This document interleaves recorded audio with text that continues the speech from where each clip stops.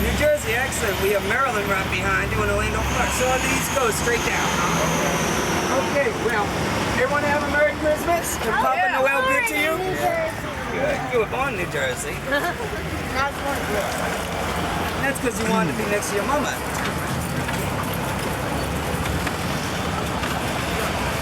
I got 1, 2, 3, 4, and 3.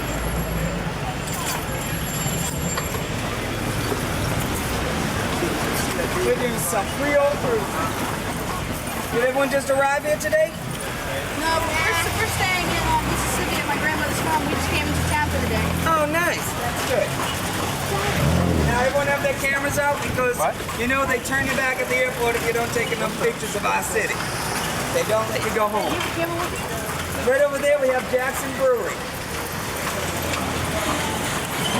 And the Jackson Brewery used to be a brewery, now it's a big shopping mall. And on the top floor, the 3rd floor, right over there, they have all the restaurants. And if you're not sure you're gonna like our food, everyone likes our food. A little spoon, and they let you taste whatever is there. So go take that out. Oh, that sounds good.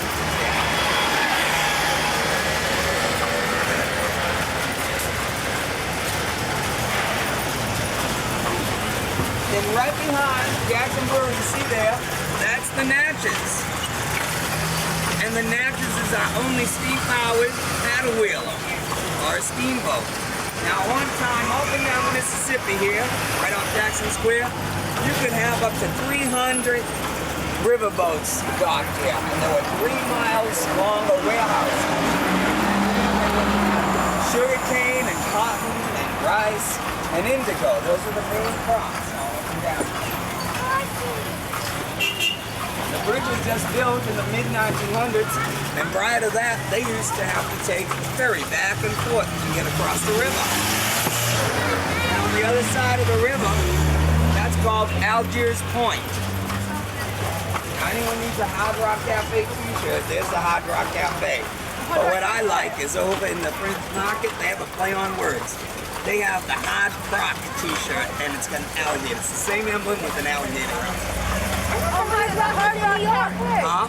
No, there's a Hard Rock Hard here. Rock here too. Oh, wow. I've always wanted to get a t-shirt. Yeah, I've read it twice in 2 books.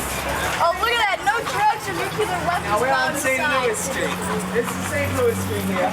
We enter the French Quarter. 2 times the poor boys on the street, meat and Johnny's. Now Johnny's is delicious. You have a poor boy? Yeah, One. we just went to Atkins. Oh, yours. Well, when you order a poor boy, you gotta order it dressed. Because we're too close to Bourbon Street and there's so many places that you don't get dressed no more. And here's the fanciest little bathroom shop you ever saw in your life. Everything's custom and unique. Come on, go.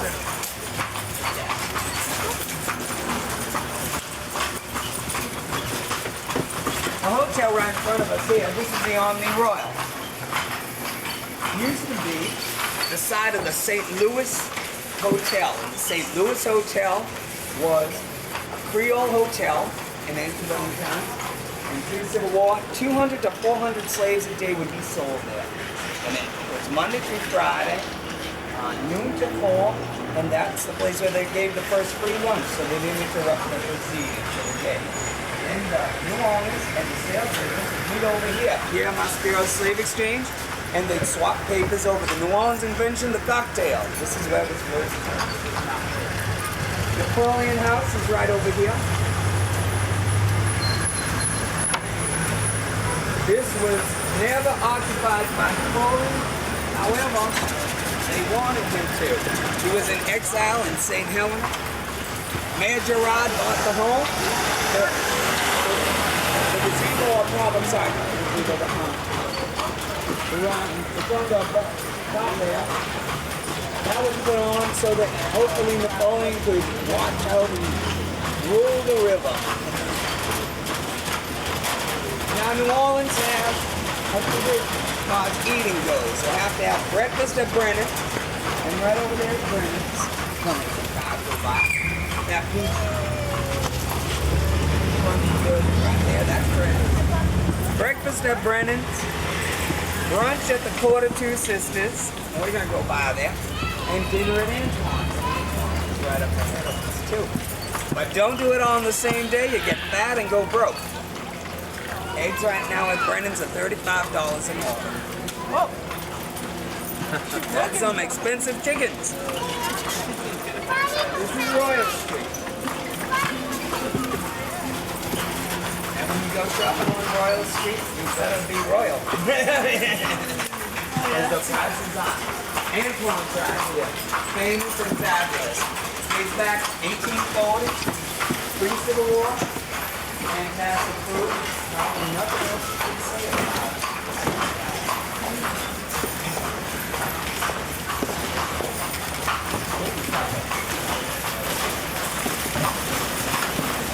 You gotta sort of grab them up.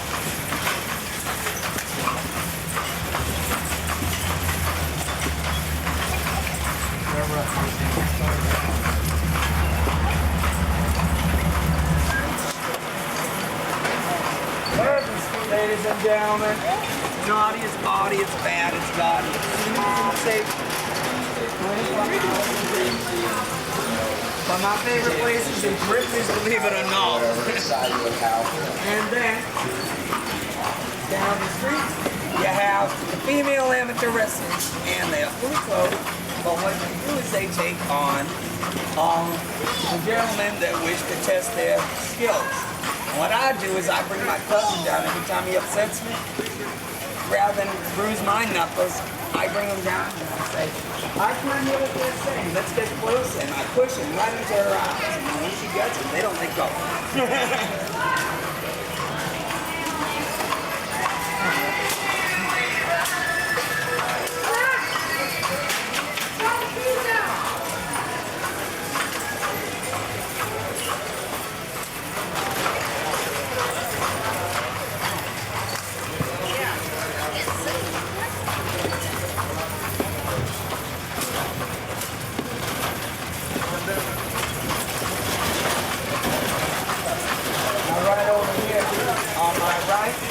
Famous Quarter Two Sisters and Whiskey Hotline. The other side on the wall. Right down here.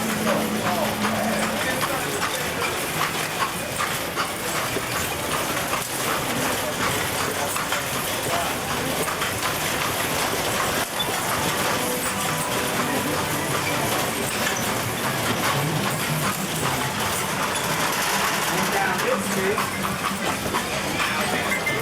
Right down this street we have Pat O'Brien's right there. Okay, now that building used to be the old Spanish Theater. And right next to it, the dark room, the gray stucco, that's Preservation Hall, the best show in town. Pure jazz. Now, if you're gonna go, it's time to get busy.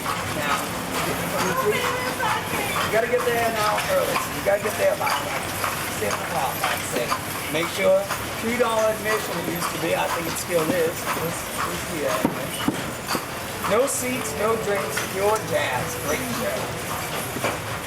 Home of the original Bourbon Street Beauty.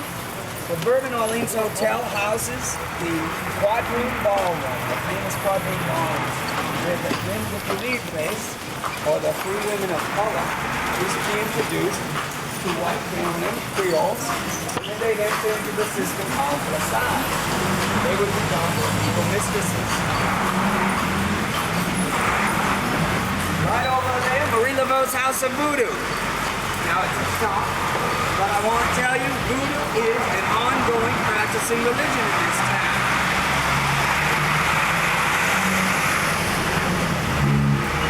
And you can get any sort of gree-gree you need in there. And gree-gree is lucky charm. Whoops. Gree-gree is the lucky charms of the voodoo. And straight behind us, just before we go, y'all turn around, you can see the eye. Now at night you're going to see it's going to be all lit up. That's Armstrong Park. Right back there. Looks like a wheel. We're going to go head back. See the eye. That used to be Congo Square, and that's where Marie Laveau would go out with hundreds of blacks, and they'd be half dressed dancing the bamboula. And she'd go out there with her giant snake. Some say it was 12 feet long, some say it was 20. Everyone says its name was Zombie though, and it was big. And she'd dance. They'd throw open a cauldron, they'd dance the bamboula, mix up burnt chicken bones, snake skin, cat head, and they'd make juju juice. And juju juice was the special ingredient that you dip your gree-gree in. Now don't go in the restaurant and order this because nothing you want to eat, because gree-gree has gopher dust, burnt chicken bones, and gopher dust is dirt from a fresh grave. But it can find you a love, keep a love, or it can get rid of a love, or it can keep a secret. And one lady supposedly paid $10,000 for his gree-gree, so that kept a good secret.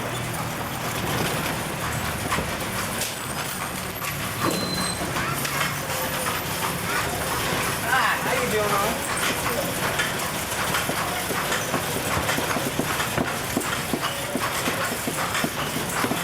Head towards Jackson Square there. On this side, the doors don't even happen. So right over here, this is the presbytere. And the presbytere was translated to be the priest's house, although it was never used as such. It went immediately after being built into becoming a building owned by the city, the church owned by the city. And this iron building, this iron thing you see here isn't a whale. That's a Confederate submarine that was used during the Confederate Civil War 3 times by the Confederates, and it's pedal powered, just like a bicycle. And it's sunk in Lake Pontchartrain on the 3rd time they used it. A nice little bakery shop right here, and you know what you can get here? It's so unique to bring back home and everything. A loaf of French bread, and they cut it and shape it into an alligator bread. So it's something different.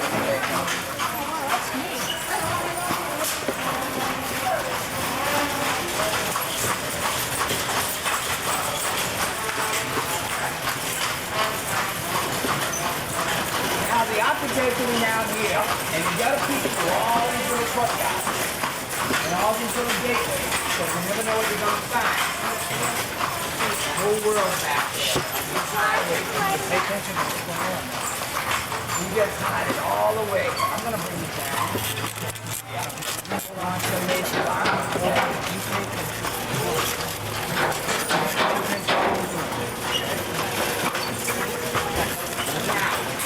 See the way our houses are. This is a Spanish style house. The house, the courtyard, and these little half houses, these are slave quarters, or what we call quarter houses. This type of house here, this is a Creole cottage. And if you notice, the Creole cottages have doors all the way across the front. That's because we had a tax law. We had a tax law saying that windows on the street were taxed. Doors weren't. So instead, but this house here, this is the famous house. It's called Madame John's Legacy. And it's the second oldest French building in the Mississippi River Valley. The oldest is the Ursuline Convent. In fact, they're the only 2 real French buildings left. Everything else was burnt down in 2 great fires we had in the 1700s, 1800s, and the hurricanes. The French didn't build very good structures buildings. I let you go by before, sir.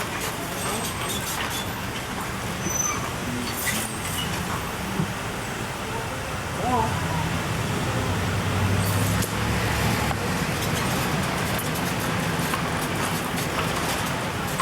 So our architecture is all Spanish for the most part. Our food is French and our lifestyle is Bohemian. That's the best way to describe it.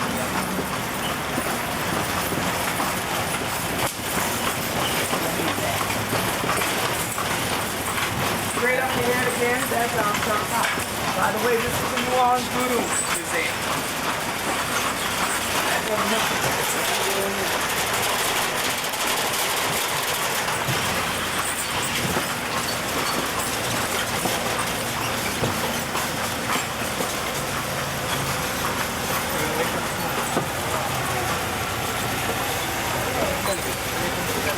Again, we got Spanish house.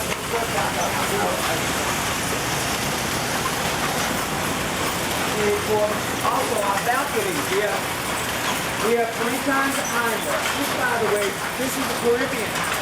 Notice they're raised up. When the exiles from Haiti and Saint Domingue came over, they came over, they brought that design with them. They were French, but they were from the island. Now, you've probably all been by Pirates Alley before. Well, Pirates Alley is a fraud. It wasn't built till the 1900s. However, this is a real pirate's den. This is John Lafitte's blacksmith shop. So you peek inside and say hi to everyone in there. It's a neighborhood corner bar. Dates back to the 1750s, and I'm not sure exact date on it. John Lafitte was not a blacksmith, he was a pirate. And he was the terror of the Gulf. He was the most famous and the wealthiest pirate you've ever heard stories of. He raided all the Spanish ships. He flew as a privateer under the flag of Cartagena. And into that building there, he smuggled in all the goods the Creoles wanted. The gold, the lace, the silks, the satins, the jewels. Everything they wanted or needed, because they didn't want milk pails and spinning wheels. They weren't American colonists. They were wealthy Europeans and Spanish, and they wanted their luck. 80,000 slaves he snuck into the city through there, millions of dollars worth of goods, because underneath us, there are 35 tunnels, all dug by hand by slaves. And they're all secret tunnels, and they led from the river, right by the levee system. And right through there, that's where he snuck them in. Now, as the city finds these tunnels, they close them, or they use them for our electrical wires, because as you see, we have no wires above ground. And every once in a while, they find a new tunnel. And they go in and out through water. School over here, this is John McDonough's school number 15. There are 35 schools named after Mr. McDonough. He was a slave owner, but he was a different type. He was considered a radical. He believed in education for everyone, and he educated his slaves. Not only did he educate them to read and write, but he also educated them in a skill or a trade so that they could be self-sufficient. And he owned thousands of slaves, and after 14 years of working for him, he freed them. He freed them, and the African nation of Liberia, most of the old families claim to be descended from his stock. I have a question. Of course. How many tunnels have they found so far? Well, I know there's 2 that they haven't found. My friend owns some property on Royal Street here, and he swears that there's 2 tunnels leading through his. So they found a lot of them. But there were 35 individual tunnels, but there was a series, all connecting, going up and down. I know there's one right in fact further up, heading towards Armstrong Park, because our electric wires hook up to there. When it flooded a couple of weeks ago, came up, and as they're pumping it out, because underneath us, they pump water 24 hours a day. We have pumps going on underneath us to keep us dry. We're 4 feet below sea level right now. So, anyway, they're pumping it out. My cousin goes to the store. He has a handful of coins, just enough to get whatever he was going to get, candy or cigarettes, and I'll show you. As they're pumping, out comes the water. He tried to drop the coin, he picked it up. It was an old coin dated 1830. And they pumped it right out of the thing. Now everyone knows Princess Grace of Monaco, right? She was an American princess. The oldest and the first American princess of Monaco was Alice Hines. And that's where she grew up. Right over here, this was her home. She married a Prince Rainier. In fact, his name was Prince Albert as well, but this was years ago. But after producing an heir for Monaco, she decided to run off with the piano player, so that's how she spent the rest of her life. She kept her title and kept her money, but she kept the piano player too. And right over here, this is the One-Stop Hotel. Nice little hotel, but the story behind it is a Creole gentleman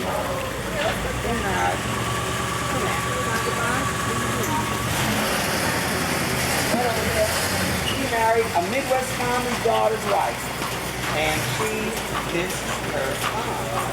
So there was a pond. So he sent up to Pennsylvania and he had that fence built. So every morning he could go out on the balcony and see ponds there. We're back on Royal Street. And we're going to go see the Ursuline pond.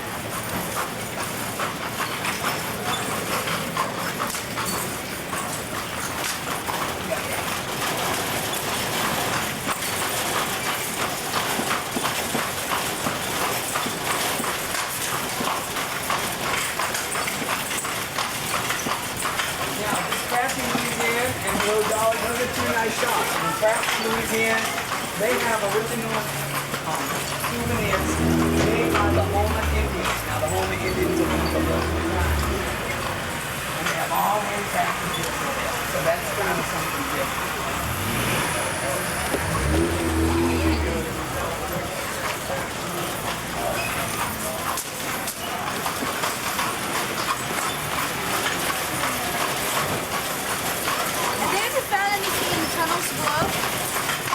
Probably, eventually, if you see anything that they might found, would be either here at the Presbyterian, because this is one of the museums. In the Presbyterian, Louisiana has all the artifacts that they find around there. Also, we have a Confederate museum. That's over in the Garden District off Lee Circle. And what they have in the Presbyterian also is they have Napoleon's death mask in brass, the original death mask of Napoleon.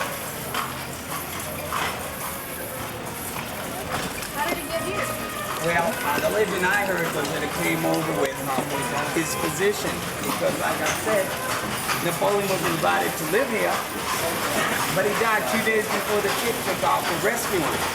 But they did say bring back his brother, and that one of his brothers, and brought down his doctor, and so the man came back with the doctor.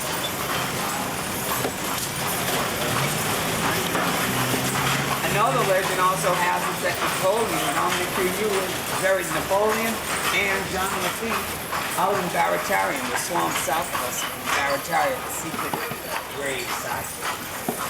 And that they buried together.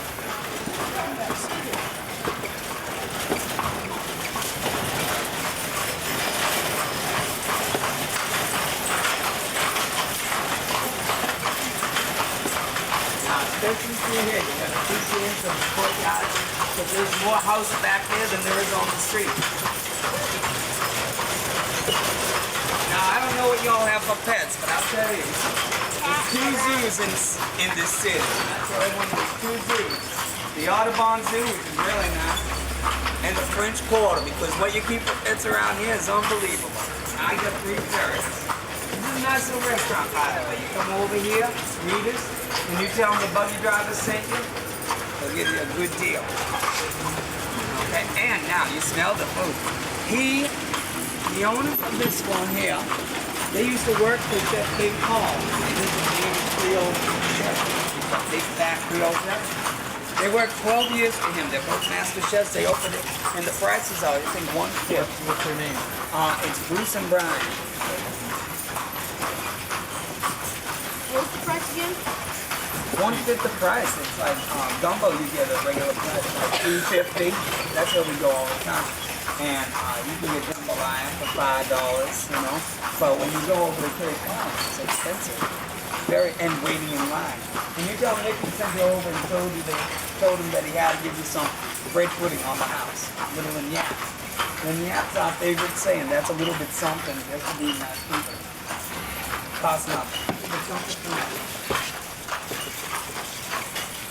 Right over here, this is the Ursuline Convent. The Ursuline Convent, this is the oldest French structure. Now, it's owned by the Archdiocese now. The convent's not here, but it was built in 1751 to house the Ursuline nuns. The Ursuline nuns came over at request of Governor Bienville. Oh, I gotta show you this. That bottom.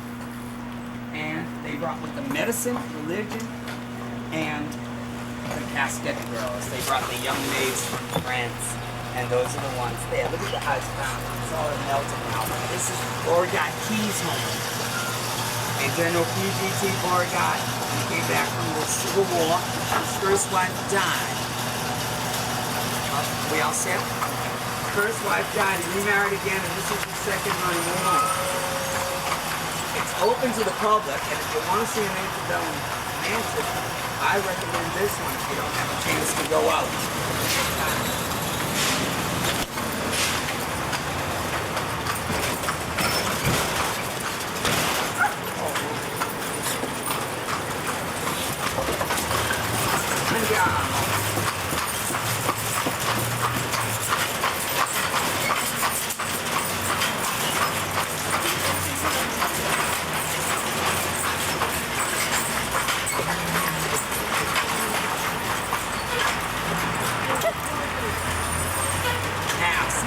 House right over there, right up top of that attic.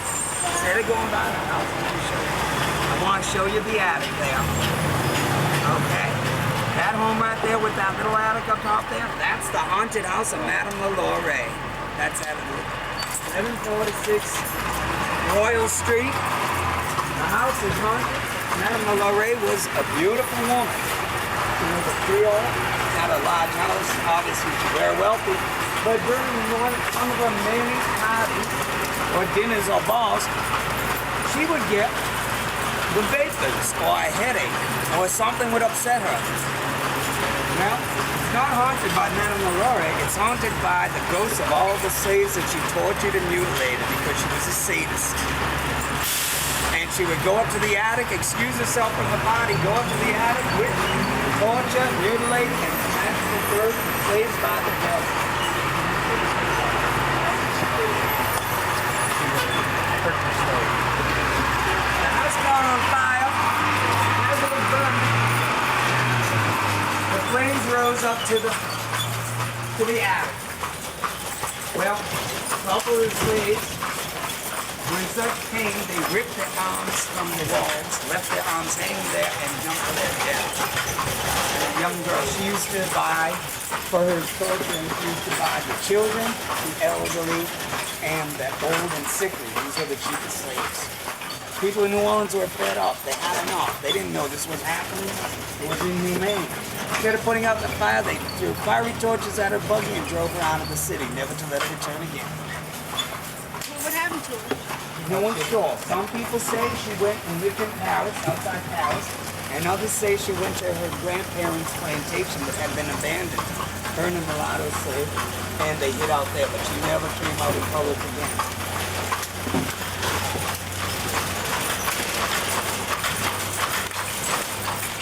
How did people know that she tortured the slaves? Because as the fire went up to the top of the house, they saw the slaves, and they heard them. They always wondered where she went, because they didn't know she went out. And they always wondered what the moans were, because the house is stucco insulated, so it's thick. The neighbors can hear it. Is she still alive? No, this was 100 years ago. He's gone. And you see it. The house is mostly empty. I think only 3 apartments are empty. 2 apartments. Come on, go.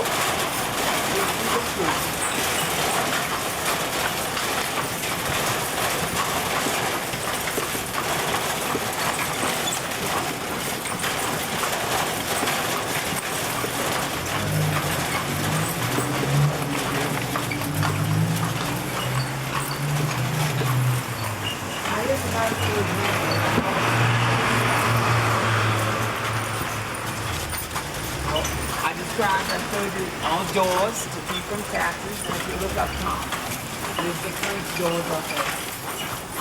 Then we have a wall in the courtyard here. The broken glasses to keep out the intruders. Windows on the side, slave quarters with the wooden balconies in the back. Slave quarters would be the stable. And that little tin roof there probably was the kitchen, because the kitchen was kept outside.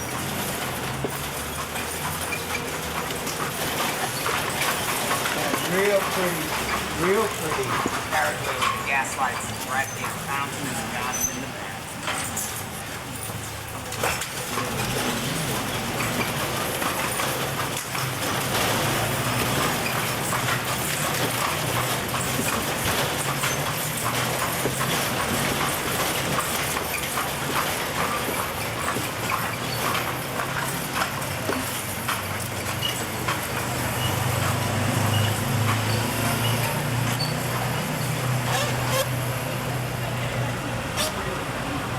Now the city's full of people of all sorts of legends. And another one we have is Don Pepe. Don Pepe was a famous duelist. And during that time, dueling, eating, and drinking seems to be the famous pastime. So, well, he was a short little Creole. He wasn't very tall. He had a thick mustache. And he liked women, especially married women. So while other people were fighting duels of honor or duels for money, Don Pepe used to fight for the women's favors. He liked collecting girlfriends. And if she happened to be married, it didn't much matter because New Orleans was a Catholic city and you couldn't divorce. So the easiest way to get rid of a husband was to put your husband's name in a handkerchief and drop it at Don Pepe's feet. The next week you'd be a widow and very wealthy. Well, Don Pepe was sort of a game with him to the point that 41 wins, no loses, and he was so arrogant he bought his own cemetery just to show off. He died of old age. He was in his 80s and he amused himself later on in life by shooting flower pots outside of his servant's arms. This is the open air French market. It's the oldest market in the New World. And it is the largest. It dates back before Europeans because the Indians used to trade here. Straight ahead down there, that's the old U.S. Mint. And if you see that little green building under the flagpoles, it's not a building. That's a streetcar named Desire. That's the famous one.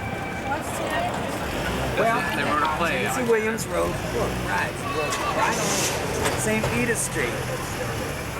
St. Peter's and Royal right there. Streetcar named Desire.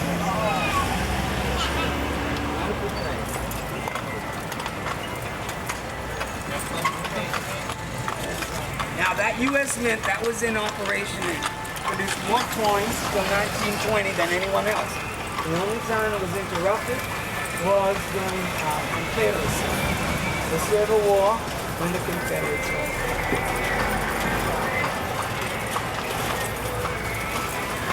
Everything you never want to spend money on in your life is down here. Gold, silver, all sorts of jewelry, eelskin, leather. T-shirts, right over there in that stand, you get your Hard Rock Cafe t-shirt for $4, which is better than $13 at Hard Rock Cafe. But right over here, this is my favorite place. This is where I come over and I get boiled crawfish already cooked, ready to eat. They also make smoked alligator sausage already cooked to eat. You can get a little chunk on a stick too. What on the stick? Alligator sausage. Yeah. And right over here, the best place for t-shirt, there is nice guy. And you get your Mardi Gras coins, see the little Mardi Gras coins, and the Mardi Gras beads. And you tell him Nicky the buggy driver sent you, he'll give you a good deal. Because you gotta go home with Mardi Gras coins. You never know, those are collector's items. They're printed once a year. Yeah, you must, huh? My mother was a cleaner. Was she? Yeah, For which crew? Jacqueline Dillard. I'm not familiar with her, but what crew? Oh, very nice. Well, that's a rare and a unique honor. We have some powder in our stack. Do you?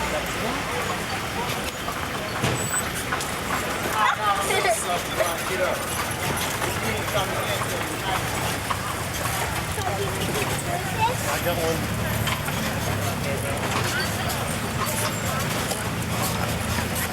Well, anyway, I was telling you about the pets we have. I have 3 ferrets that walk on a leash down Bourbon Street every once in a while.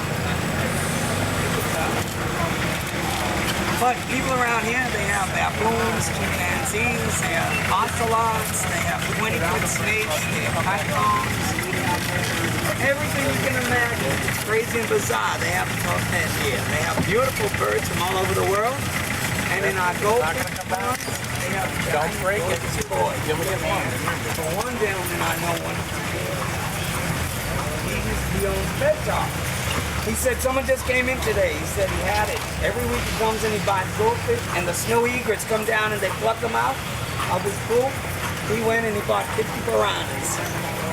So when you go and you lean over, soak your feet in the water, be careful, you never know what's wrong.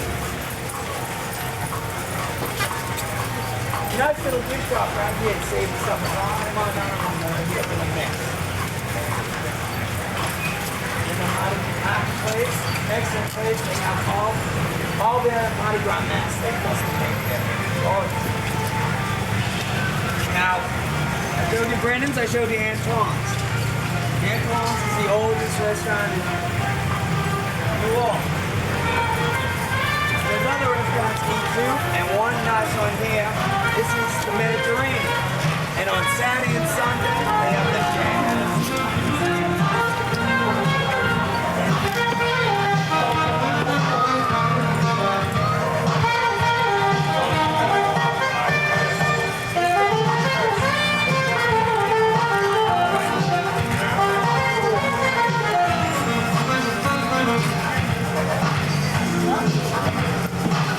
Well, for $4.75, you can come here and eat breakfast Saturday, Sunday, all you can eat.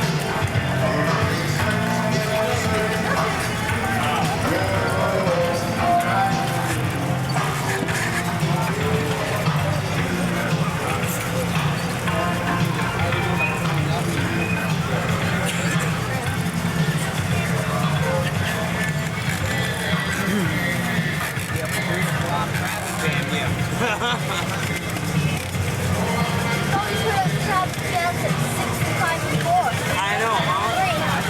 They caught up on us.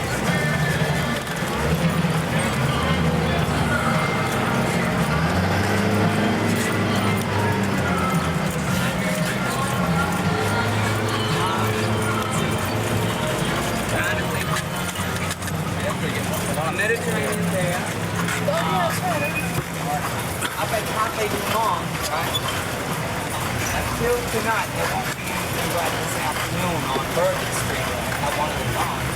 There won't be anything tonight on Bourbon Street. And of course, go to Preservation Hall, right next to Pat O'Brien's. Oh, you have to leave. Probably the best one would be come back down here. He's an excellent artist. Oh, yes. Oh, yeah. In Santa, that's just the costume he's wearing for Christmas. Oh, no. Two-Dot's Restaurant. That's the second oldest. Electronic home and everything you want to. Did you go there? Excellent. It's the best food. Oh, yeah. 1857. The presidents and princes have eaten there. But it was designed and opened as a workman's place. You get a 6-course meal, $20. Up over here on the corner is Two Jacks. Hey, shut up. What are you doing on my bucket? And on the other side, across from Two Jacks, is where you get your lamb meat. Cross over up on the other side is where you get your Pauline candies. And after you get your Pauline candies, that's to keep your lady more sweeter than what she is. You can also get your beignets on the corner. Beignet donuts. But down further where the Jack's Brewery is signed, it's called Cafe Beignet. You can also get onion rings there. Right here, the building that you see is Miss Jean Amanasta Puntalma. Miss Jean Amanasta Puntalma is the lady that built those buildings, drew the plans to them and all. After she done that, her father-in-law shot at her 5 times, but only hit her 4. Bad shot what he was. Yes. And just let me tell you this much. Well, I'll let him tell you the rest. Thank you, Rudy. That's our comment on the video. I'm going to tell you a story about the Baroness Puntalma. I'm going to tell you the whole name. It was the Baronessa Michaela Amanesta Puntalma. And she was ugly. The woman was a doll. She was so ugly. She had to marry her cousin and friends. Well, legend I hear goes like this. Father-in-law had her because she had a rotten personality as well, so he shot her right in the chest, and now she was ugly and flat. Came back to New Orleans, left her husband, took the money, decided no man would rule her again, was going to do something useful with her life. Her father rebuilt St. Louis Cathedral, the Presbytery, and the Cabildo. She wanted to make it uniform, so she built the upper and lower tower buildings. These are the old apartment buildings. They were built to be apartments. They didn't just become apartments. She She got fed up. She didn't like the way the workmen were doing it. She fired the architects and she fired the foremen. She threw on a pair of riding jockers and she climbed the ladder herself and she made them do the building. You like the way that one's coming up? She built that one all the way again herself. She then donated money and fixed up Jackson Square. It used to be a hanging ground and the marching ground for the troops. She donated money for it. Legend has it Andrew Jackson said, "That is one woman who's not a lady. She acts too rough and she's too independent. I'll never tip my hat." $30,000 she paid for that statue. He's tipping his hat and he's facing her apartment window. She decided she would. That's the legend I heard, and Louisiana's full of legends. We hope you love them all. Thanks for Oh, coming. that was great. Yeah, now that was a good tour. Did you like it? Oh, it was great. Good.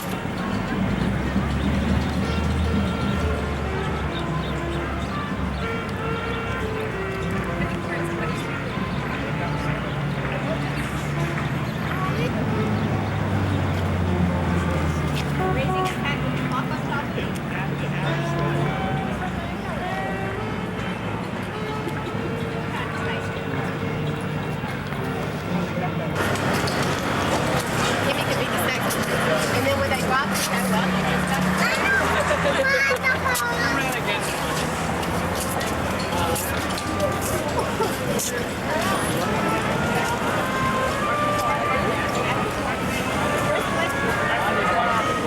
I think it was Like constitutional convention. it wasn't an election. That's right.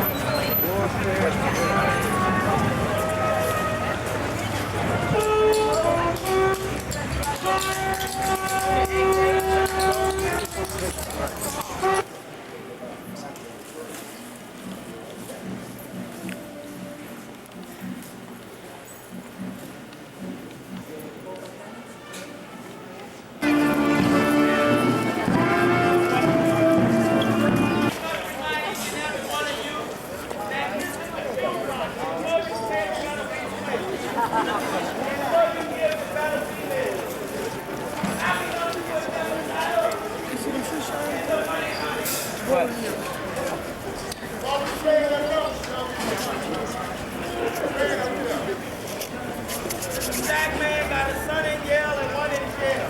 And we playing for his man. Well, it is one. That's two. One.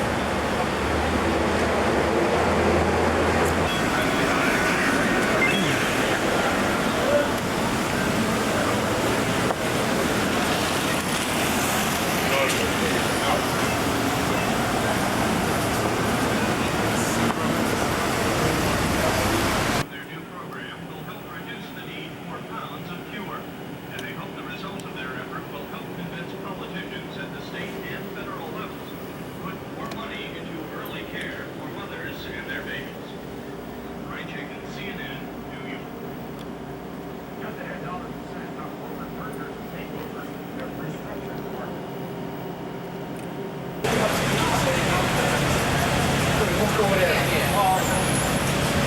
What's your phone there?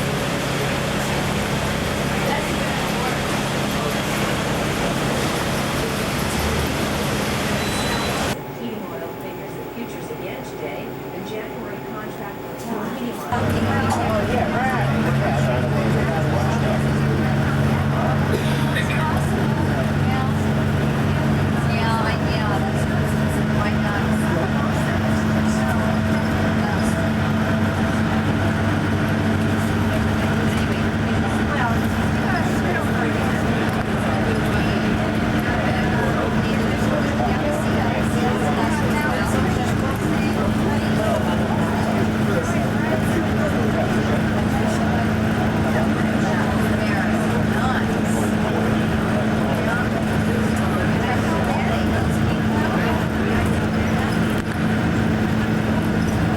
This is what we call our Crescent City Connection. This is our twin span.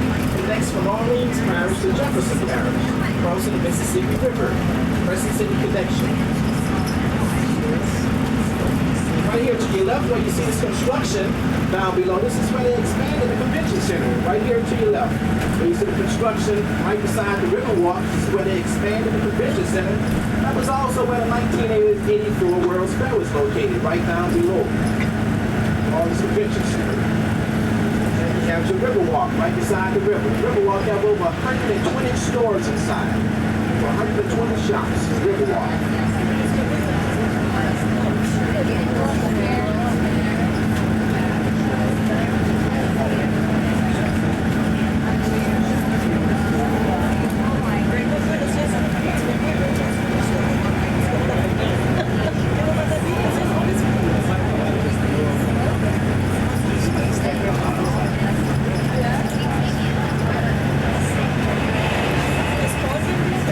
Anybody ever been here for Mardi Gras, for Carnival?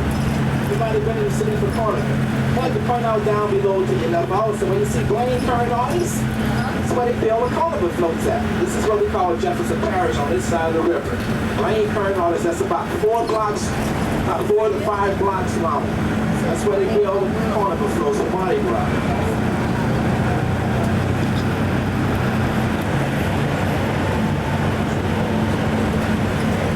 This part here, you can also see how flat we are here in Louisiana. Very flat.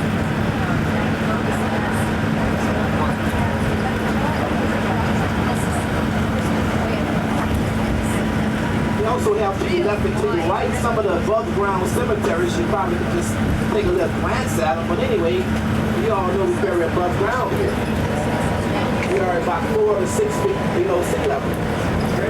Very flat here.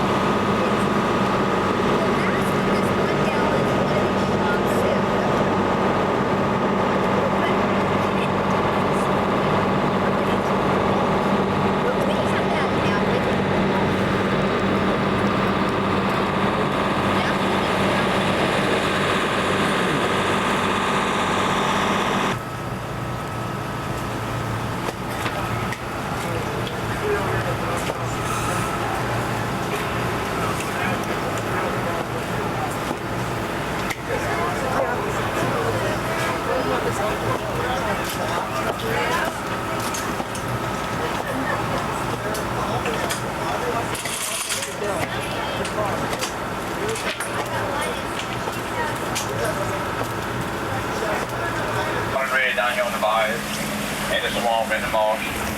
So if there's anything that you want to know about this area we're going in, y'all just feel free to ask me the question. Now this particular body of water that we're on here is the Intercoastal Canal. And this Intercoastal Canal is just like the interstate highway. It runs all the way through Louisiana and through Texas, through Mississippi, Alabama, Florida. It goes to the west, 677 miles to Brownsville, Texas.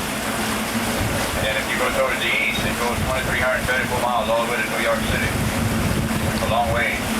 And just like the big tugboat you just seen come through with the big oil barges, that's what it's used for. In other words, to transport oil and cargo and grain, rice, all kind of stuff. Just like they transport on 18-wheelers, they transport it on here.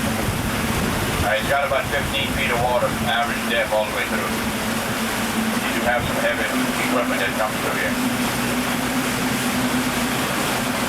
Now the Intercoastal also is the water, the color that you see, that's the color of the river. The color of the land, I can tell you. That's why it's the water that color. And we have a lot of different types of fish also in this water. That's right, on the right here, there's a big lake. I'm going to show you the opening to it just in a little bit. They got a bayou that's called Bayou Village that goes right into the lake and it runs from the north to the south into Bayou Barataria. That runs all the way to the Gulf of Mexico, 30 miles away.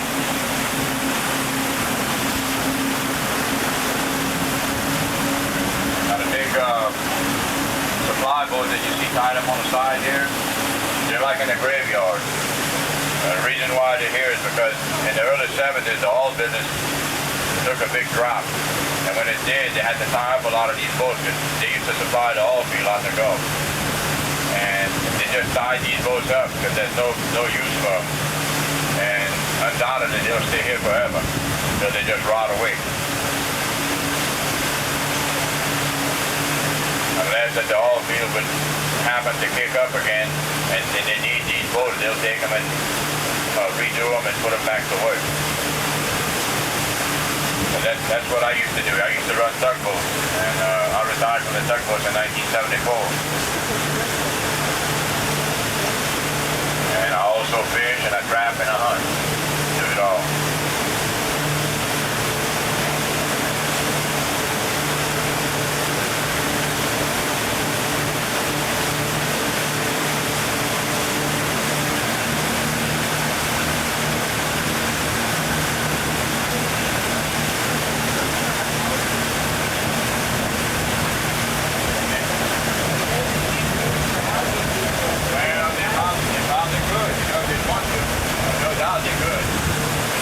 Good equipment at that bottom, all the motors and everything, there's a lot of stuff that could be salvaged also.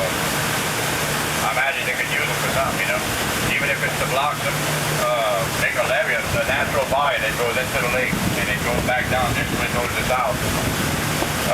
This is a big lake. Now Lake Salvador used to be a cypress swamp. About 200 or 300 years ago, all the big cypress trees that was in this cypress swamp were cut down. And once they cut the trees down, when the wind freezes up like it is right now, it gets rough. And it dug the lake out. And it's about 15 miles long and about 12 miles wide, and it's got about 15 feet of water in it. It's pretty deep. And we do have a lot of good stuff that comes out of the lake. We've got good shrimp, a lot of real good shrimp, a lot of crabs, and a lot of fish. We have catfish, which is a delicacy down here. You have a lot of flounder, a lot of redfish and speckled trout. Sheepheads. You have all kinds of different type of fish, and all good eating. And also the blue crab. You catch a lot of blue crab that comes out of the lake. And I normally have some blue crabs on the boat here, but I don't have any today because this big freeze that we just had a few days ago killed everything. Killed a lot of fish and a lot of crabs.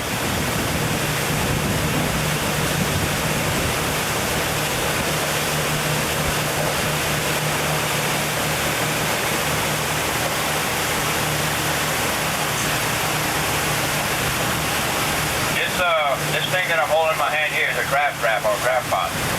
So you'll see a lot of corks on the water. And when you see these corks on the water, that's what it's for. It's to show the crab trap. So what we do with the crab trap, we open this little thing right here, this little door, and this is a bait trap. We put dead fish in this bait trap. Once you put this dead fish in here, you close the little trap door, and then you have a rope and a cork on the trap, and you set it down in the water just like this, and it goes all the way down to the bottom. And the crabs are crawling on the bottom, and what they'll do, they'll come for this bait that's inside this trap, and they'll go through this funnel. Once they go in this funnel and get inside the trap, they can't come back out. Then in the morning when the fishermen come, you'll grab the cork and pick the trap up, and you'll turn it over and open it right here. Open it up and just take it out, and just dump it into a basket or dump it in the boat. And you normally have anywhere from 3 to 5 dozen crabs in already strapped on a good day. And the blue crab is very good. We boil them and we take the meat out of them, and then just eat the meat, or sometimes you can make stews with it, or anything, just about anything you want. You make patties. It's real good. There's a big demand for crab meat.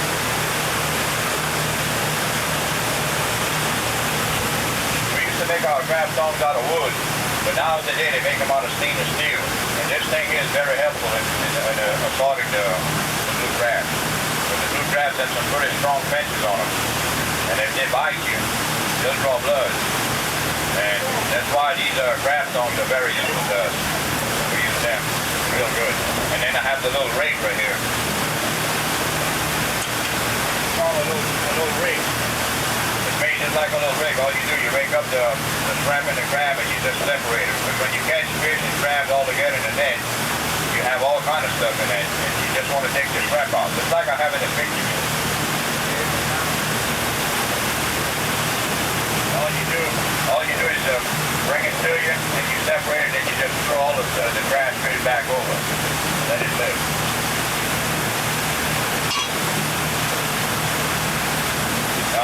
Along the coastal, you see a lot of grass like you see here, and a lot of different types of trees, all the way to Texas.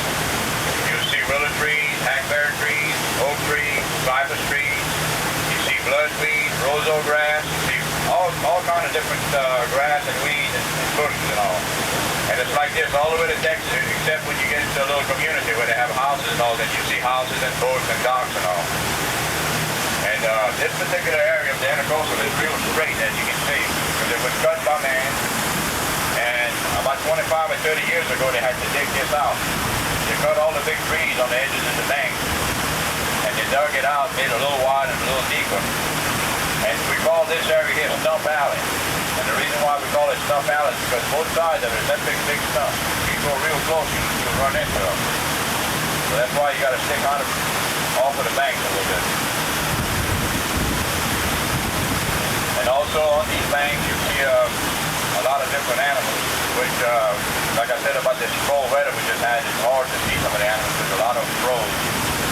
But our biggest animal we have down here is the alligator and the white-tailed deer. That's the biggest thing that we have in the wild. But we're going to travel just about a half a mile here, and then we'll cut into here, to this place right here. This is called Treasure Island. And we'll go into Treasure Island and show you some pretty nice scenery. Sir? Whenever that lives in the community, they'll fish a lot of catfish in here. There's a lot of good, nice catfish that's caught in the Intercoastal. Because it's pretty deep, you know, they stay in here. You get... Yeah.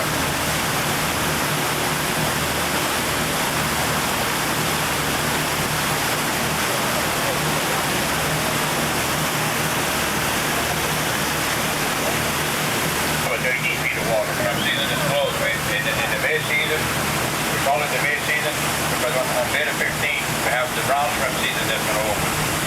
And we fish for 50 days of the brown shrimp season. It opens up around May the 15th, and then it closes up around July the 1st to July the 5th. And it'll stay closed until August the 15th. Then when it opens up again, it'll open up for the white shrimp. And then the white shrimp season normally runs from August the 15th all the way till Christmas time. And we catch a lot of shrimp. Of course, over the years, we've been losing a lot of marshland, so we're losing a lot of shrimp. We lose about 60 miles of coastline every year due to the hurricanes and bad weather and erosion. So it's pretty bad. used to work on shrimp boats. In fact, I still have shrimp boats, but I used to work on them when I was a young kid. I was only 9 years old when I started working on a shrimp boat. And I spent 3 of the worst hurricanes that we had in Louisiana. I spent them on the boat. I stayed on the boat for Hurricane Audrey in 1957. And then in 1965, for Hurricane Betsy, I was in the Mississippi River on the tugboat. In 1969, I was on the tugboat in the Mississippi River again for Hurricane Camille. All bad hurricanes. Now, if y'all been in New Orleans, at Jackson Square, right there where the Jackson Brewery is at, I had one of these big oil barges, just like that big tug and shove it up over there. And it was loaded with 27,500 barrels of oil. And after the hurricane was over, my barge was up on the rocks right in front of Jackson Square. That's how high the water came that night at 12:30 at night. We had about a 15 to 18 foot tidal wave that came in. And it turned over a lot of big boats and even some small ships, it turned them over. It was pretty bad.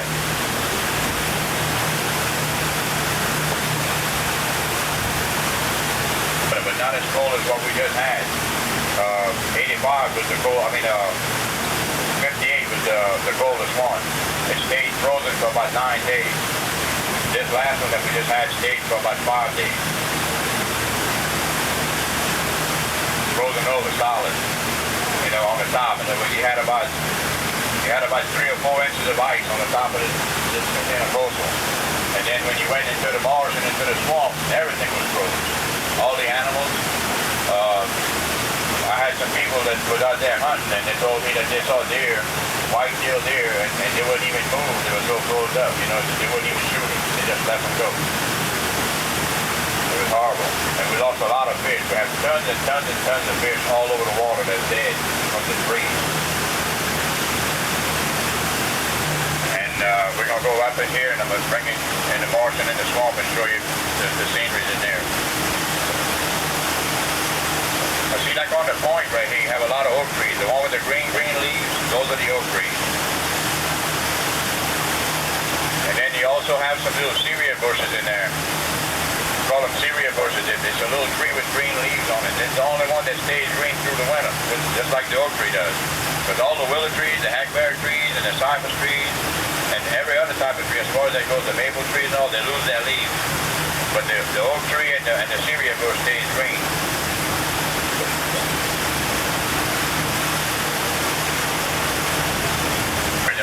Sometimes they stay land and sometimes they fly away.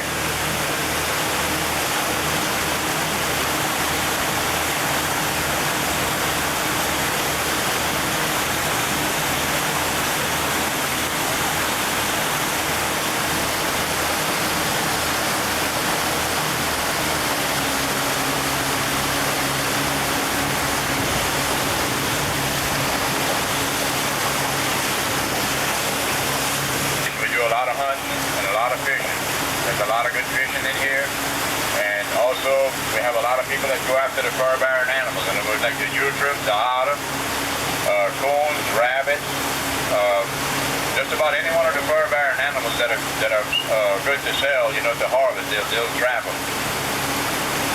And the utrum is the one that they go after the most right now because the government wants to try to get rid of because there's so many of them. Utrum. It's a big rat that looks like a beaver, and he's got a tail like a rat, and he eats nothing but roots and grass. And what he'll do, if he gets in a cornfield or rice field, cane field or whatever, they destroy everything. They eat up everything that they can get their teeth on. And they're pretty big. They'll get up to be about 35 pounds. I'll get to show you some further back, or sometimes around here you can see them. But the ice really throws them up pretty good, so it's hard on them.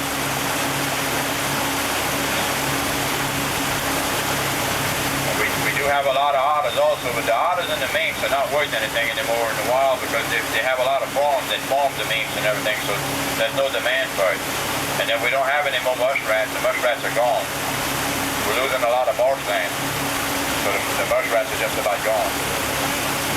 Well, because we lose the particular type of marsh that it takes for the muskrats to breed in is all gone.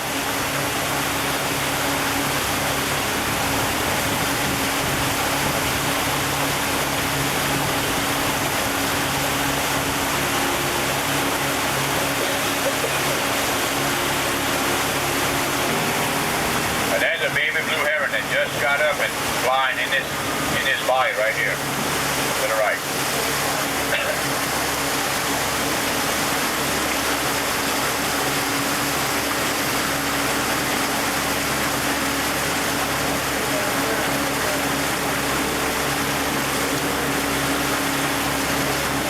Look at him on the side of the bank over there. He's on that log. That's a baby blue heron.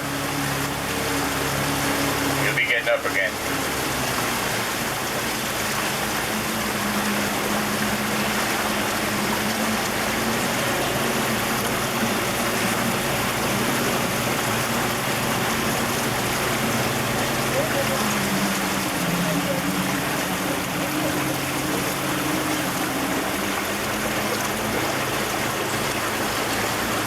Later on, you'll get to see a big one. A great big one, an adult has about a 7-foot wing spread on it.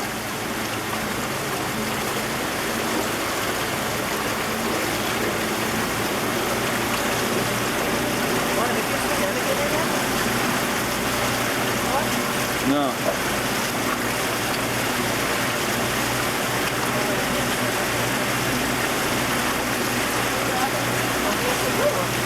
There you go, that's the big one. That's the big one.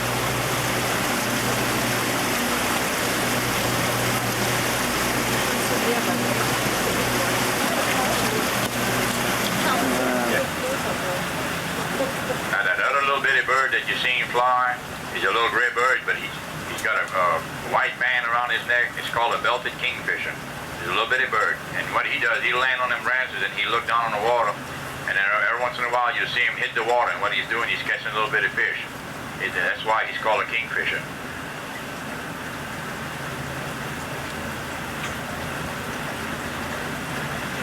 Right now.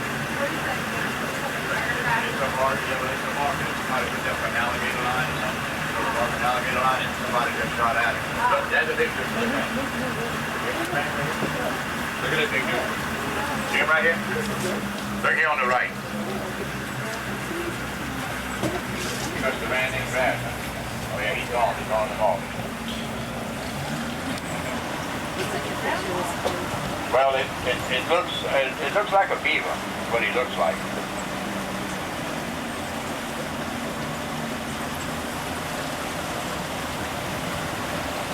Now when this big bird takes off, watch the wing spread on him, how big he is.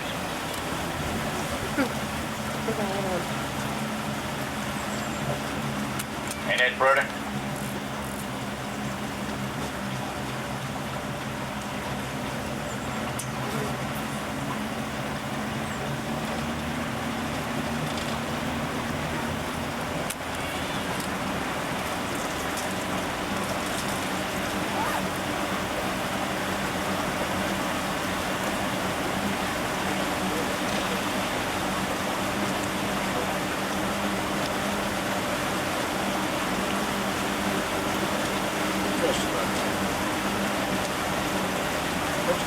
A real nice cypress tree. They're all young cypress trees that are about 35, 40 years old. It takes a long, long time for a cypress tree to get big enough to be harvested for lumber. Just like the seats that you're sitting on. Those are all logs that I got out of the bottom of the bayou about 2 years ago. And brought them to the sawmill and had them cut and then sand them down and made these benches out of them.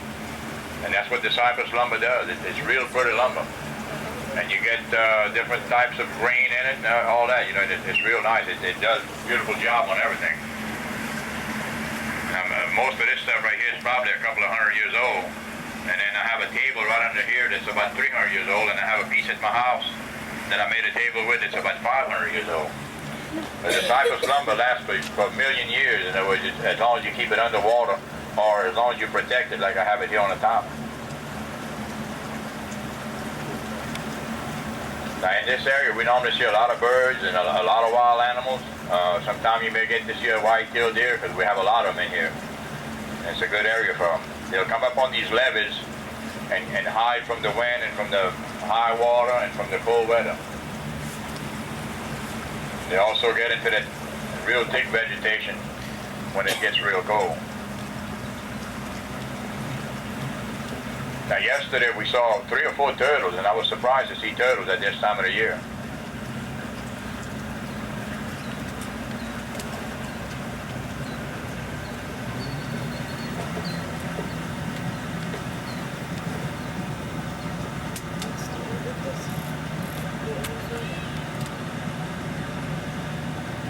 they go through.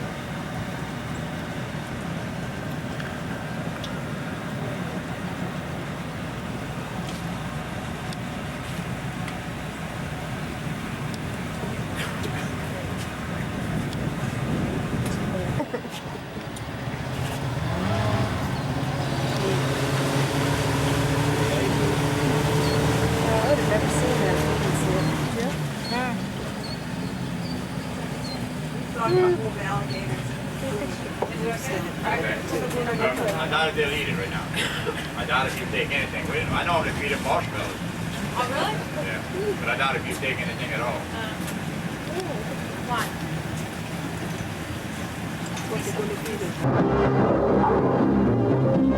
What they do with them, they hunt them and they make fur coats and they use the meat. A lot of people eat it. It's good eating. If you kill one when it's fresh and clean him up the right way, it's good eating. There's nothing wrong with the meat. But it's used mostly to feed the alligator with.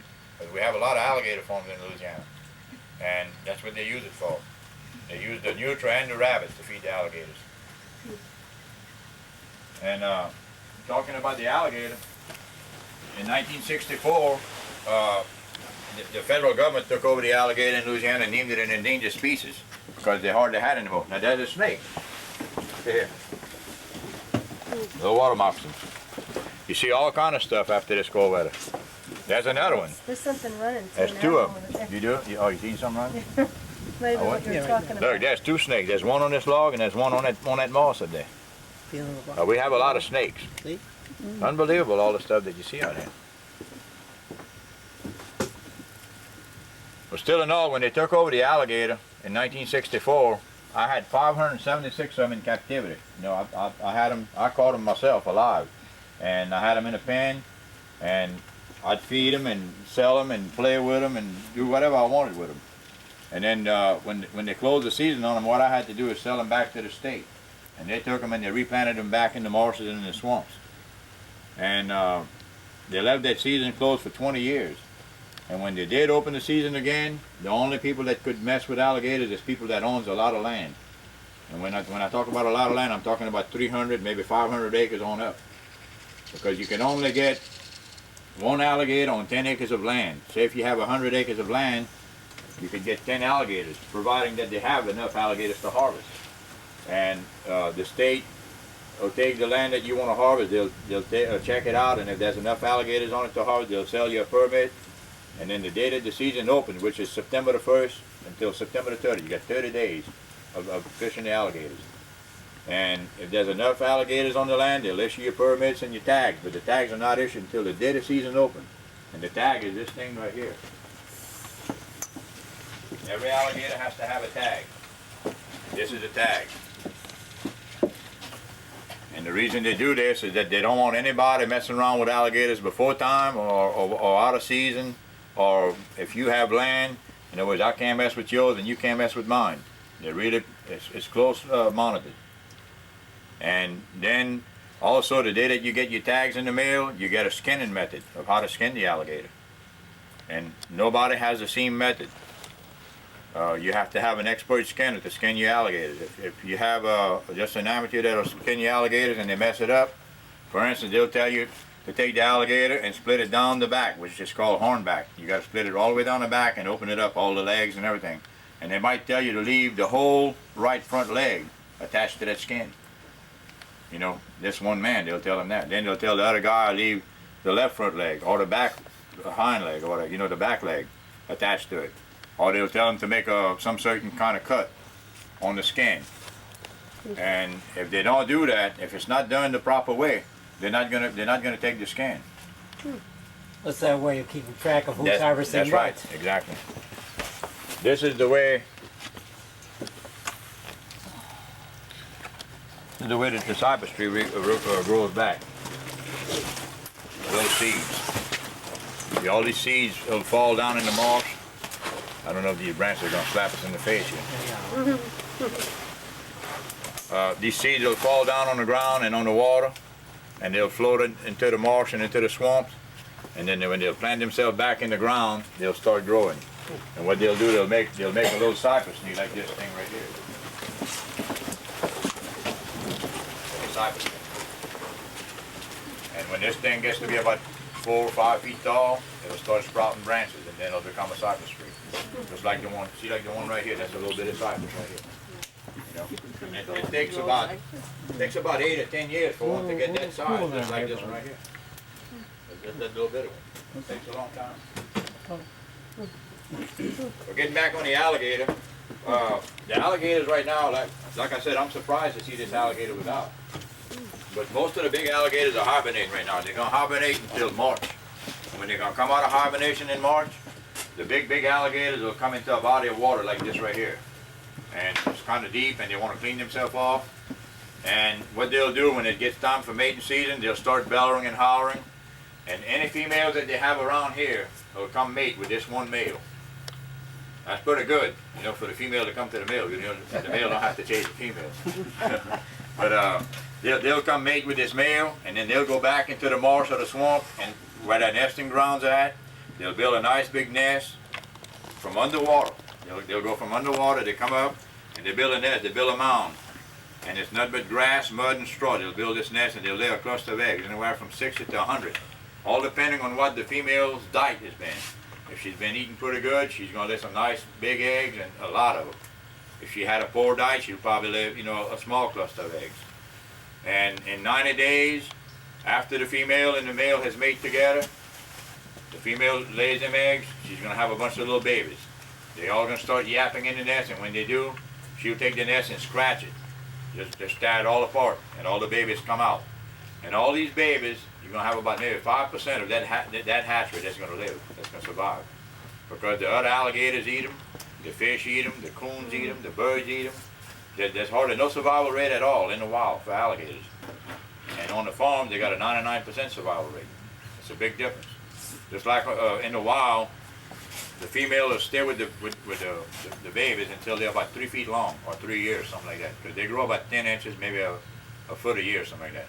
All depending on what they eat and where they're at. And also, on the farm, they noticed that by incubating the alligator eggs at 89 degrees, they produce all male alligators. And if they drop the temperature down around 84, 85 degrees, they have all females. And then if they pick it up to about 86 or 87 degrees, they're going to have half of them would be male and half could be females. And then another thing, you know, the sex of an alligator, like for an alligator to reproduce sexually, he's got to be about 7 or 8 foot long, which would give him about 9 to 10 years old in the wild. And the only way you can tell the sex of an alligator is in the lab or like at night. At night when you put a light on them, the eyes are red. And if they move a little bit and they show a green tint, it's a female. And if they show a clear looking tint like a coon's eye, it's a male. And then my way of telling, from messing with the alligators over the years, in other words, the males are always long and slender and the females are short and fat. Not to offend anybody, but that's the way that's the way I could tell, you know, the females from the males. And also they discovered a couple of years ago, they found some white alligators in Louisiana, in southwest Louisiana. I think it's either 7 or 8 or 9, somewhere in that neighborhood now that they found. And they're white alligators. They're the only ones that's ever been recorded. And they have blue eyes. Very, very unusual. Blue-eyed alligators. I tell everybody it must be an occasion that did that. Blue-eyed alligator, you know. But the alligator meat is good eating. It's high in protein. It's low in fat. The meat that's in the tail is white, just like fish. And it's very good to make sauce picants with, you know, which is a tomato gravy with a lot of seasoning in it. And we barbecue, we fry it. You can do a lot of stuff with the alligator meat. It's very good for you. No cholesterol. That's one thing good about it. And like this year, the alligator meat went for about $5 a pound, and the hides went for around $58 a foot. So they do pretty good with them. When I was selling them, I was only getting $3. So that's a big difference, you know.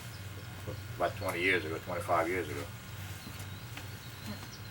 But I'm glad I got this for y'all to see this one. But I got 2 of them right here that I carry with me all the time. Little minerals down.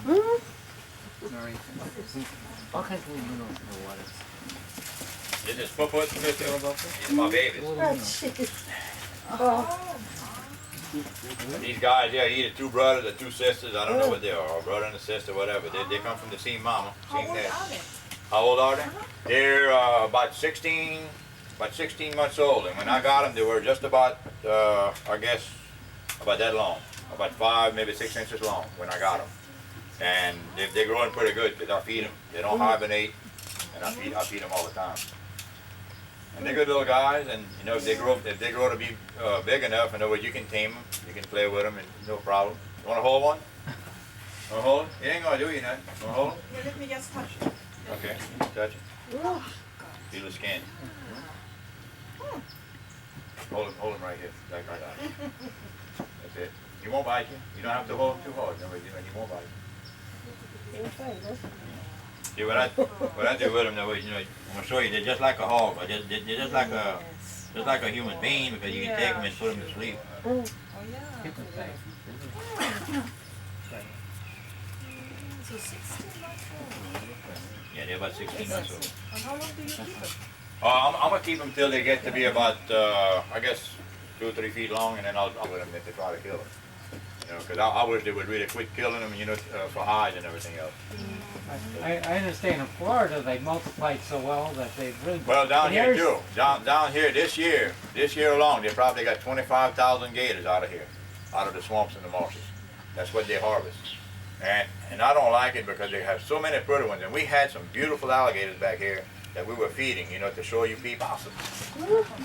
This thing here, I mean, he's something. He teased me and make fun of me because of the way I speak and everything, you know, and it made it hard on me. I used to wear some clothes that my mother made for me. On the rice here, come in here, they'll eat up on them little red balls. They like it.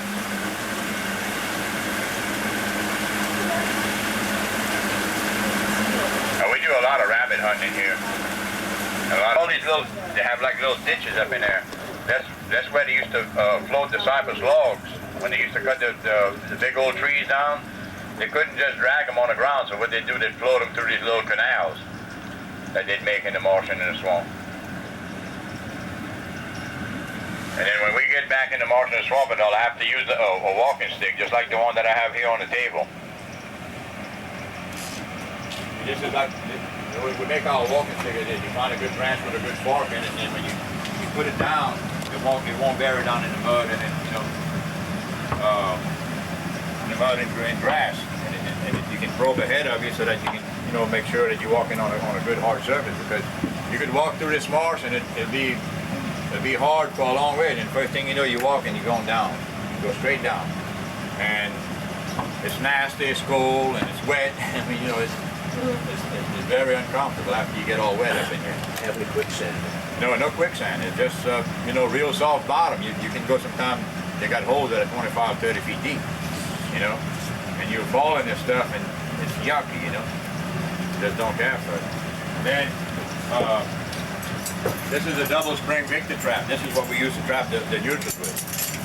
And this trap here, it'll hold a pretty good sized rat. Pretty good sized nutria.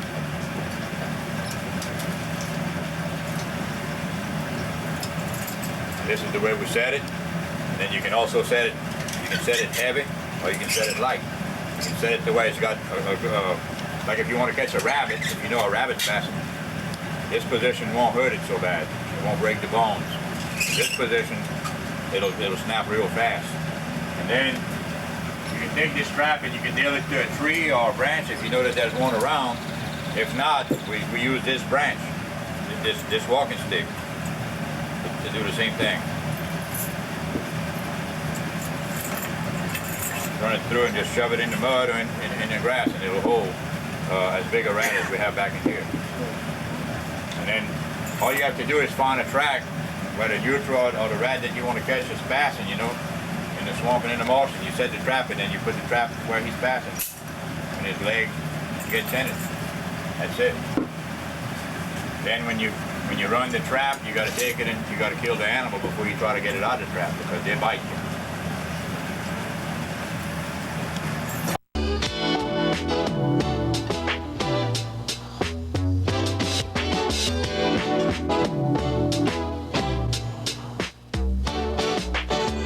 They'll lease it to certain people to hunt, fish, or trap, or whatever they want to do with it.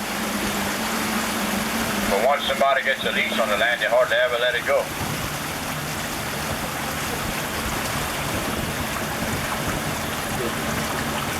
See, this is where they'll tie the barge up, and then they're taking the hook up to this hose right here, and they'll pump all this oil out of these tanks.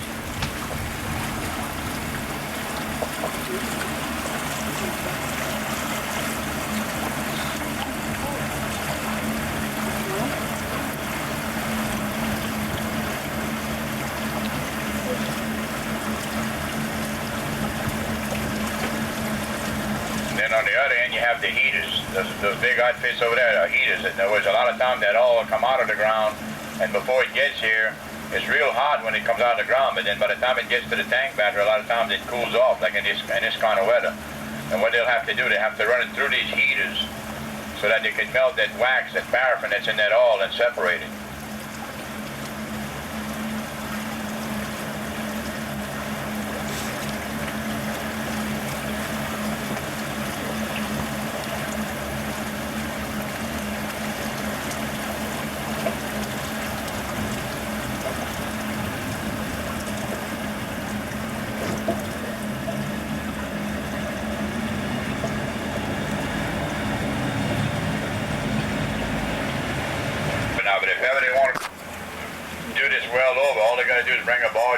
They'll rework it, and they'll get it to start flowing again, and it can flow, start flowing back into the tanks. But then further back, there's one that's flowing, the one with the yellow lines on. That one's flowing oil. Here comes Terry.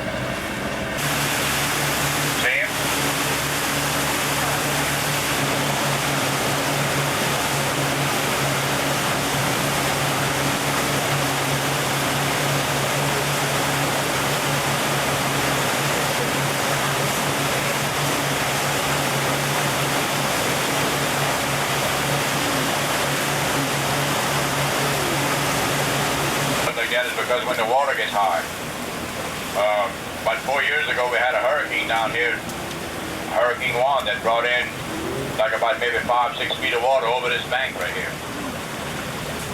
So like most of these houses that was on the bayou had water in them. A lot of houses was underwater. Houses are in the low-lying areas. And then right directly in the back of that big oak tree is the old Barataria trading post. That's the one with the little red roof on it. That place is about 250 years old, but the only thing, they put a new roof on it about 40 or 50 years ago, out of sheet metal, out of tin. And they have electricity and trappers and hunters. The other 10% is people that come from the city. They'll come on the bayou, and buy some property, and they'll move because they got a lot of money, some of them from the city. But they still work in the city, or they own businesses in the city.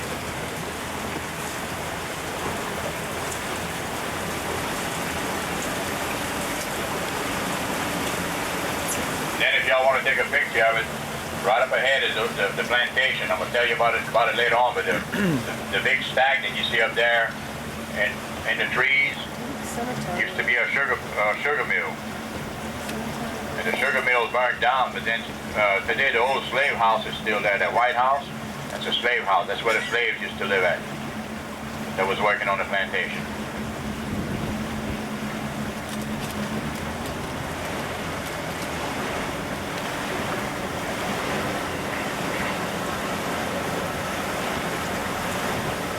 Now this is where Bayou Village goes into Bayou Barataria. Now Bayou Barataria is where Gene Lafitte and his Baratarians used to come at when he was living on Grand Terre Island at Grand Isle.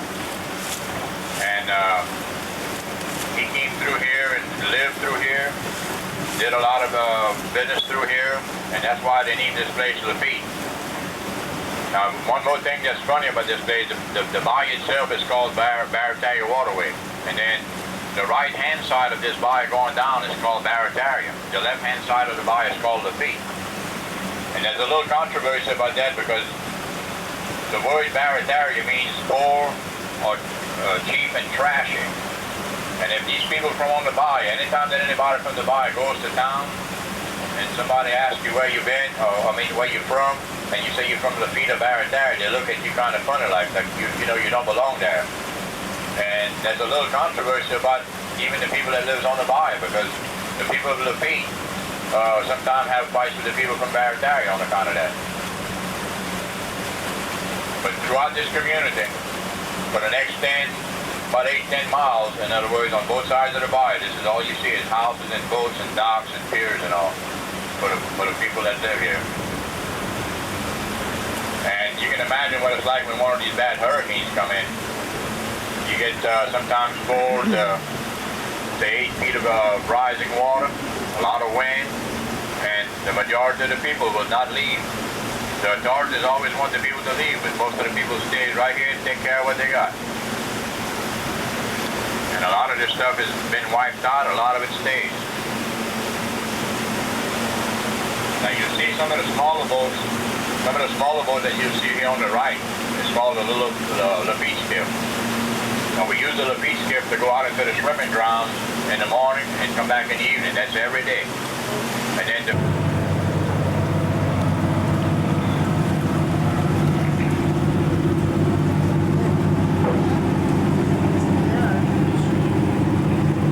hold on up, bro.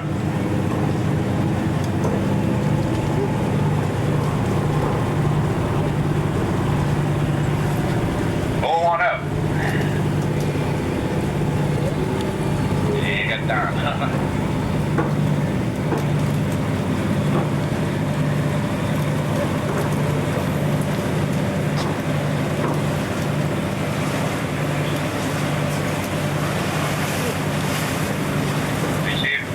A long time ago,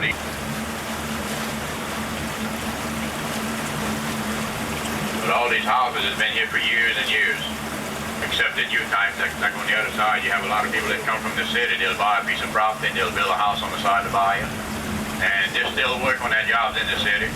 They'll ride around in their boats on the bayou like we do, but most of them still work in the city.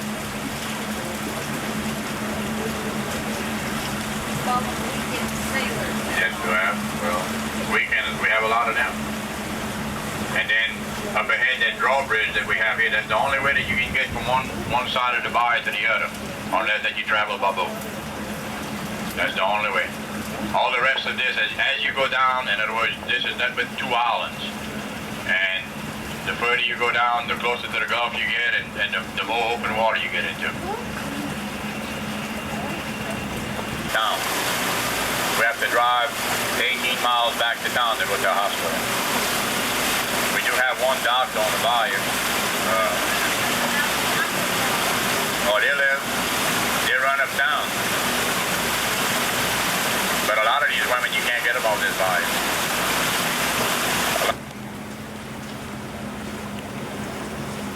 Watch that big Indian mound that they have right in the middle of it. Now, about 4 years ago, I was pulling graves back and putting them back in this graveyard when we had that high water. All these graves, you know, these coffins were floating all over, and we had to take them and bring them back. It's a good place to put them in right there. Very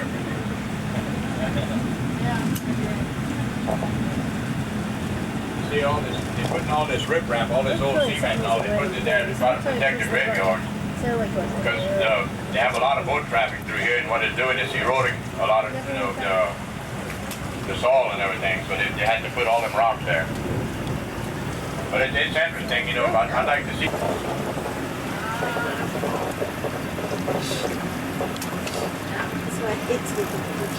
Get enough shots on? You want me to turn it around?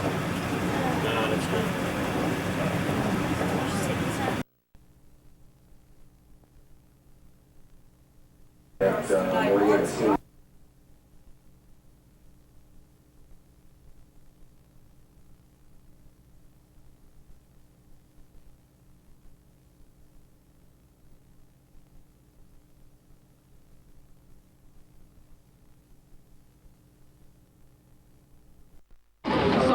get out, and the people that worked with us at the embassy were very panicky because they had to be evacuated from their homes to even take care of us.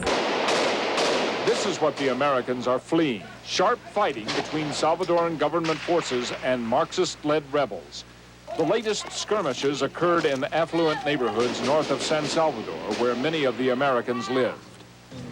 For those who kissed their loved ones goodbye, those Americans who remain here, there is an apparent escalation in the war. Western military analysts say that for the first time, rebels fired unsuccessfully a surface-to-air missile at a government warplane. Rebels are also vowing to launch yet another phase of what they call their overall final offensive. The military analysts say the guerrillas have enough arms and ammunition stockpiled to carry on the fight for some time to come. Ed Rabel, NBC News, San Salvador. And in Europe, the East German parliament today voted to change the constitution and end the Communist Party's monopoly on power. The vote was overwhelming, and the change was one of the major demands of the reform movement. It's news at 7 minutes after the hour. Jane? How do you decide what to lead with on a day such as this? Yeah, right. Good a way as any. The most important, however, is what to wear today, which means what's the weather going to be. And of course, the lead story is Willard Scott in Washington. And I'm home, Annie M, home. I'm going to click my heels. There's no place like home. There's no place like home. I want to go back to Oz. I want to see Toto and Aunt Emma. Anyway, the Women's Club of Boston, how sweet it is. Beacon Hill takes place today and tomorrow. It's a Christmas gift bazaar and benefits the lunch place, the women's lunch place. It is a shelter for homeless women. That's more and more good things happening all over, and that's one of the best. What a town. Every day, better and better. Boston is so pretty. What a nice place to live. How about a couple of birthdays, Uncle Willard? We got them. Beautiful. Della Jameson of Old Corydon, Indiana is 100 years old today. She's crazy about Sparky Anderson. I mean, she loves Sparky on TV, and she likes American history. I bet she likes my friend Johnny Appleseed. Patchogue, New York, East Patchogue to be exact, is the home of Kate Stephanie, and she is 100 years old today. And we wish that pretty lady with a happy smile happy birthday. Well, it's cold in the Northeast. These are wind chills. Augusta, Maine, 30 below. Mount Washington, 101. That's nice. That's brisk. Move along smartly. The old dog will go in a hurry there. We're walking about. Whoop, bing, he's back in the house again. Never knew what happened. Rain today down in, with their wind chill, they're dramatic. Rain down in Texas and some snow in the Sangre de Cristos of New Mexico. Some showers continuing in extreme South Florida and cloudy skies. Tell you what, they got Karen developed into a tropical storm. Winds are points are 45 miles an hour, way south of Havana, Cuba, and seems to be stationary. It's a big storm system. There is some snow in the mountains of New England. You know, had almost 12 inches up there in the last 2 days. Look out for possibly a big storm moving into the Northeast and the Ohio Valley tomorrow and tomorrow evening, and colder Sunday in the east. Here's what's happening in your world even as we speak. We have Tropical Storm Karen moving southward, but we also have a lot of high, thin cirrus clouds that are going to be streaming over us. We'll see still a good bit of sunshine, though, the high near 72.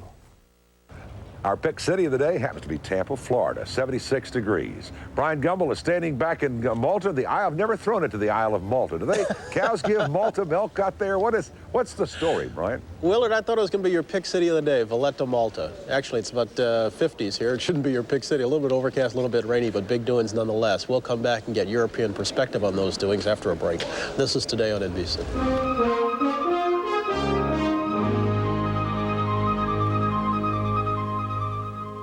There's a very special lifestyle associated with Florida living. Warm, sunny days filled with boating, fishing, and swimming. All this and more awaits you right here in the heart of Florida. As a property owner at Interlochen Lakes Estates, you'll gain access to 13 beautiful lakes, where catch of the day may be bass, brim, or catfish. These 75 by 125-foot lots are perfect for a family desiring a fun-filled weekend getaway, a favorite vacation spot, or for active retirees who want to enjoy this special lifestyle. All this can be yours with prices starting at just $1,995 with 5% down, payments of only $30 per month with no qualifying. Interlochen Lakes Estates is just 32 miles from Gainesville.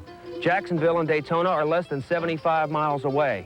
For more information, call 1-800-523-0683. For as little as 5% down, you can enjoy this special part of Florida whenever you choose.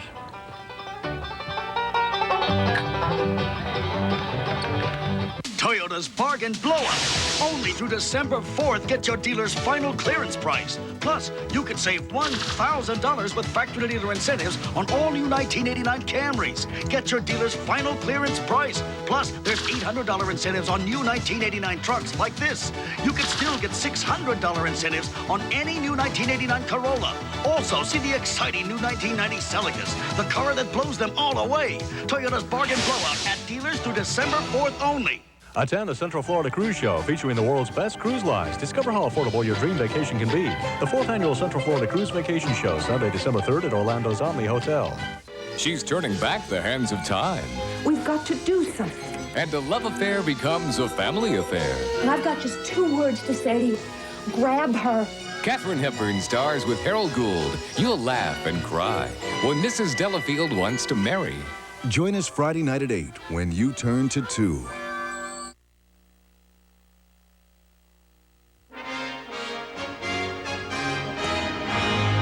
As we come back to Valletta, Malta, we have moved to the briefing room here at the conference center, which is serving as the press center during the upcoming summit. And after 8 this morning, we want to talk about foreign perspectives.